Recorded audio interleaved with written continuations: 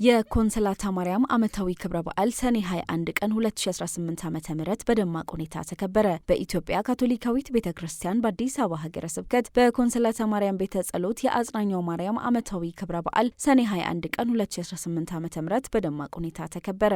የዕለቱን መስዋዕተ ቅዳሴ የመሩት የአዲስ አበባ ሀገረ ስብከት እጩ ሊቀ ጳጳስ ብፁዕ አቡነ ተስፋ ስላሴ ባሰሙት ቃለ እግዚአብሔር የእመቤታችንን አማላጅነት ስንለምን እጅግ ደስ ይላል። በዓሏን ስናከብር የተለየ ጸሎት የምናደርግ በት ነው። እመቤታችን በአማላጅነቷ የምትረዳን እግዚአብሔር ስለማይረዳን ሳይሆን እመቤታችን ቅድስት ድንግል ማርያም በእናትነቷ ፈልጋ ስለምታደርገው ነው በማለት አስተምረዋል። በዕለቱ በቅዱስ ቁርባንና በሚስጥረ ሜሮን ለማደግ ሲዘጋጁ የነበሩ ህጻናትና ታዳጊዎች ሚስጥራቱን ከብፁዕ አቡነ ተስፋ ስላሴ እጅ የተቀበሉ ሲሆን እነዚህ ልጆች ወደ ህብረታችን መጥተው በሚስጥራት ለማደግ ሲዘጋጁ የረዱ ወላጆችን፣ ያስተማሯቸውን ካቴኪስቶች፣ ካህናት አባቶችን፣ ደናግል እህቶችና ወንድሞችን በማመስገን ለእነዚህ ታዳጊዎች ጥሩ ምሳሌ ልንሆን ይገባል ብለዋል። ሁላችንም መንፈስ ቅዱስ በእኔ ውስጥ ምን እያደረገ ነው፣ እኔ የተቀበልኩትን መንፈስ ቅዱስ የት አደረግኩ የሚለውን ማሰብ አለብን ብለዋል። መንፈስ ቅዱስ መቀበላችንን የምናረጋግጠው በዕለት ተዕለት ህይወታችን ወንጌልን በመኖር ነው በማለት ስብከታቸውን አጠቃለዋል። በዕለቱ መልእክታቸውን ያስተላለፉት የኮንሰላታ አባቶች ገዳም አለቃ ክቡር አባ ታመነ አሳሮ